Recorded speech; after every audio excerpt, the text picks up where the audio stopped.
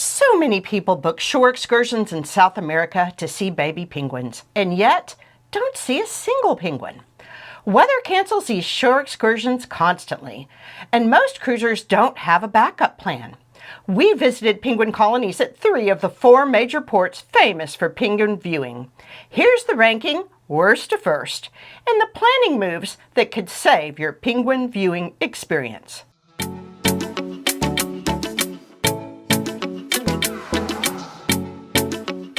Hi y'all, I'm Jeff. And I'm Becky. And together we're cruising good time. We just took a trip of a lifetime last January, and we took a cruise from Santiago, Chile, all the way around Patagonia, through 4 days in Antarctica, and then up into Buenos Aires. And on this cruise, we saw the 4 best places to see penguins in South America. Those are Punta Arenas in Chile, Ushuaia in Argentina, Puerto Madryn in Argentina, and the Falkland Islands. On these stops, there's 5 different types of penguins. There's king penguins, macaroni penguins, gentoo penguins, rockhopper penguins, and Magellan penguins. It was a tough and very subjective experience to be able to rank these from worst to first. This is the second of our Patagonia series of videos that are coming out, so be sure to give us a subscribe so you don't miss any of the future content we have coming. Let's get started with that ranking. Number 4 on that list is Punta Arenas, Chile. It's one of the southernmost cities in Chile, and it's on the Straits of Magellan. It was a real boom town until the Panama Canal got built, and now it's a lot more sleepy than what it was back then. But best of all, it has a wonderful penguin colony at the Magdalina Island Penguin Reserve. This is a fabulous place to see penguins. They have over 100,000 pair of Magellanic penguins.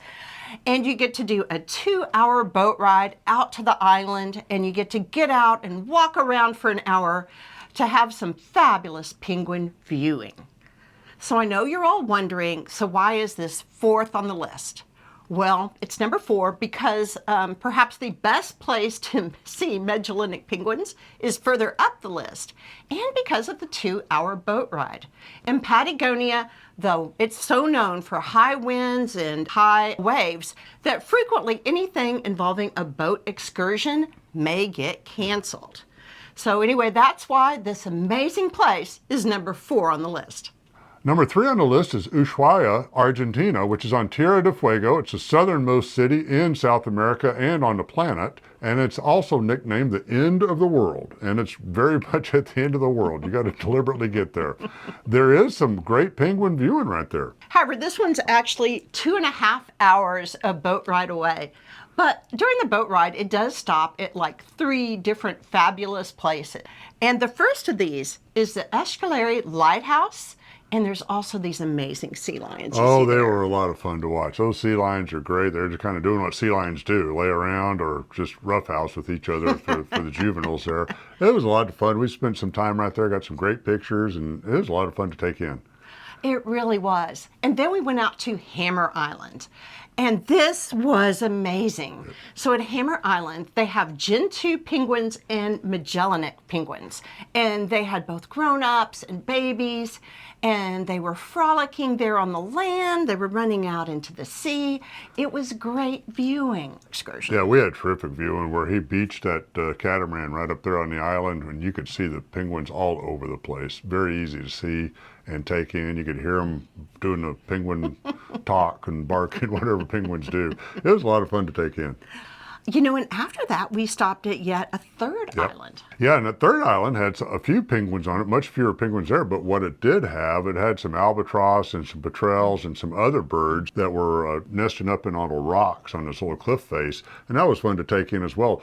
One thing Patagonia has is a lot of birds. If you want to go bird watch, there's plenty to do in Patagonia. Number 2 on the list is Puerto Madryn, Argentina. From here, you can drive to the Punta Tombo Nature Reserve. This is perhaps the best place in the world to see Magellanic penguins. The drive to the reserve is almost 3 hours, mostly on highways, and of course 3 hours back. But when you get there, it's a great place to see those Magellanic penguins. There's anywhere between 500,000 and 1 million penguins right there. You can't miss them.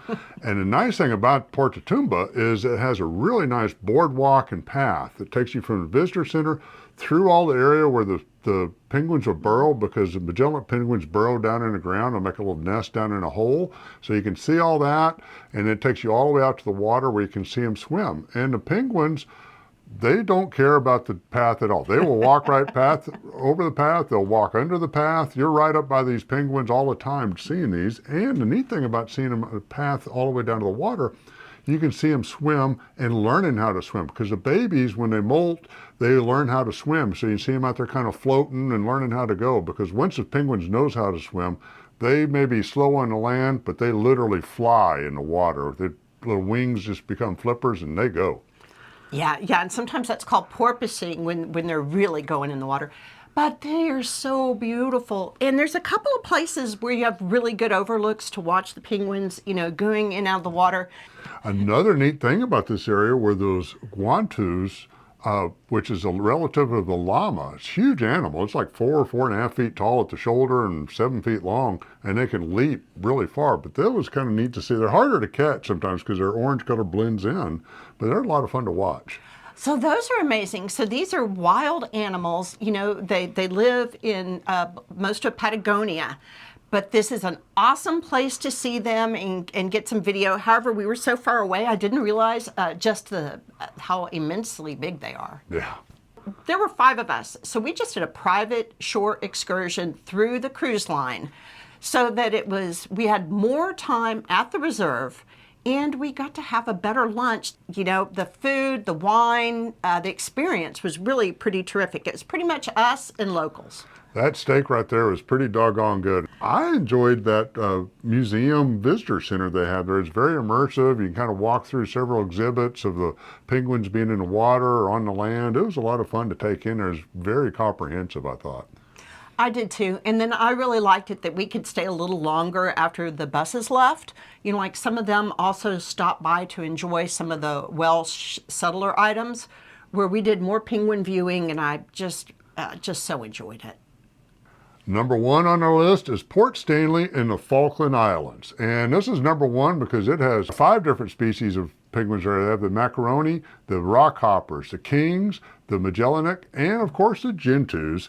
And so there's plenty of penguin species to see there. One of the most famous places that people go to see the penguins is Volunteer Point. Now, it has a very large colony of king penguins, and that shore excursion will frequently stop at another spot so you can see Magellanic and Gentoo penguins. For this shore excursion, it is a 3-hour drive there and back. Most of it is dirt road or even like no road driving that gets there. So it's a pretty bumpy ride that gets out there, but it should be some good viewing, but limited time since you're spending 6 hours driving. Another popular place to see penguins in the Falkland Islands is Seal Bay. Seal Bay is unique because it can have all 5 of the species there if the kings show up that season. And you kind of read it both ways, that sometimes the kings are there, sometimes they're not, but it definitely has the rockhoppers, the macaroni, and the Gentoo and Magellanic penguins there. It's also unpaved 4x4 driving to get out there, and it's an all-day adventure, about 2.5, 3 hours each way. So be prepared for that if you choose to do that. When we were booking our shore excursions 6 months in advance, both of those excursions were sold out. So we took the Bluff Cove Penguin Rookery. Now, this was only 30 minutes out of town, and it had a very nice king penguin colony that's growing, and a terrific colony of gentoos. So I was absolutely delighted with this choice. We had the opportunity to really enjoy the Port of Stanley, and we had, hours with the penguins, so much more time than any other stops that were offered.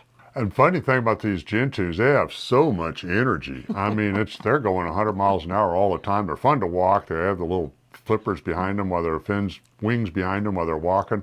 But we'd see the mother or father, one of them, come back from the water, and then all the juveniles would kind of run over to see the parent. And the parent will only feed their own chick. So then they'll walk past all these other juveniles, find their own chick, and start feeding them. Sometimes another juvenile will try to get in there and get some more food because there's all just growing teenagers that want a lot of food.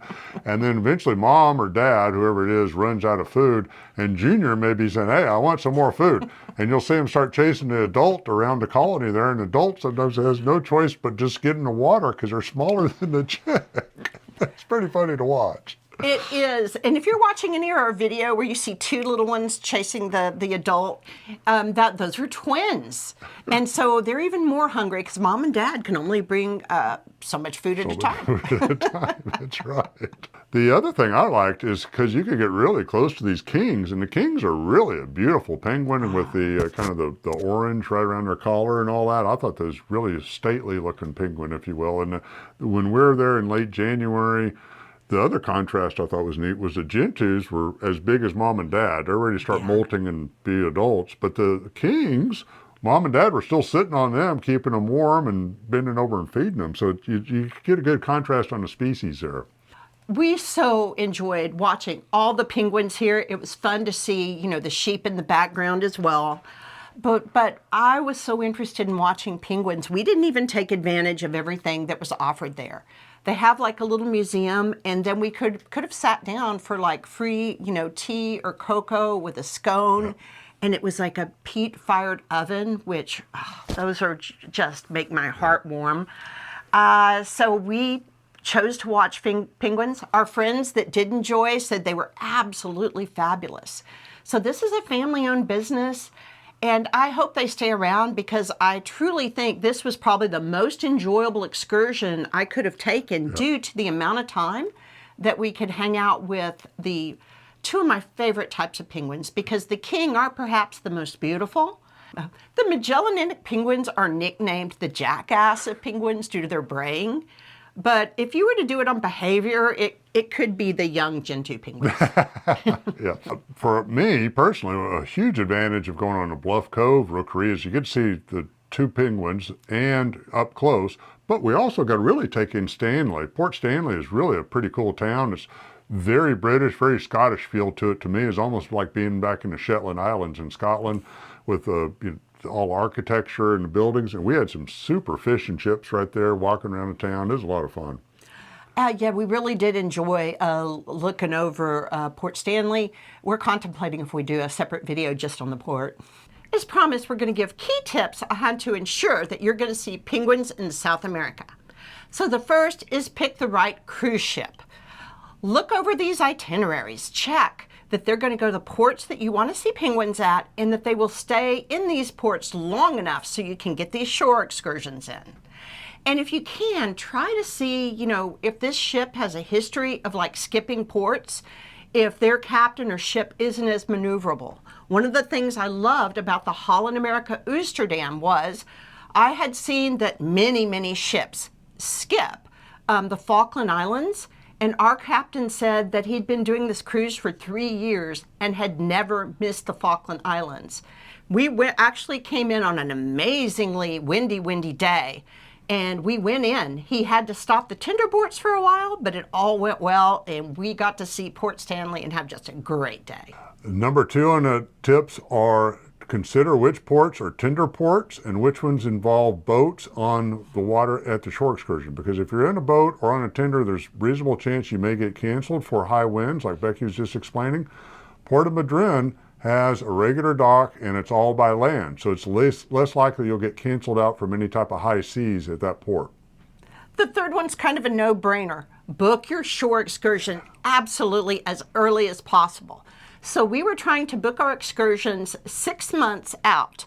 And the top 2 we wanted to go to in the Falkland Islands were already sold out.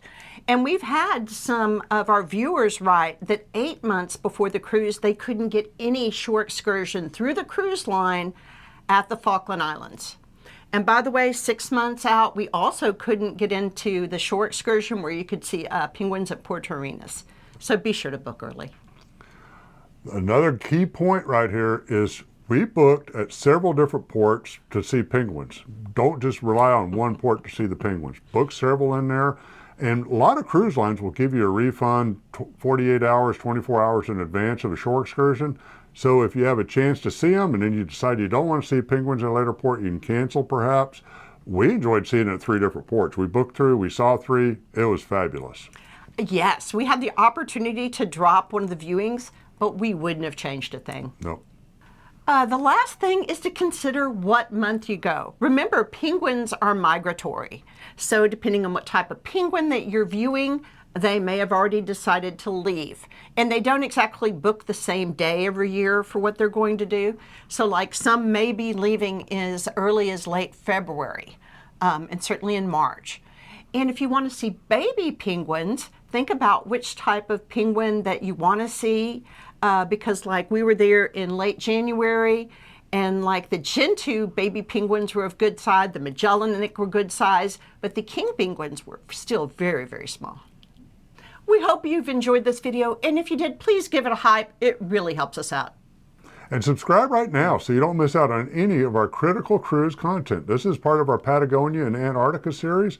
We also have series on Caribbean, British Isles, Alaska, Mediterranean. Check out our channel. We got a lot of information out there for you to get to use. Until next time, have a cruising good time.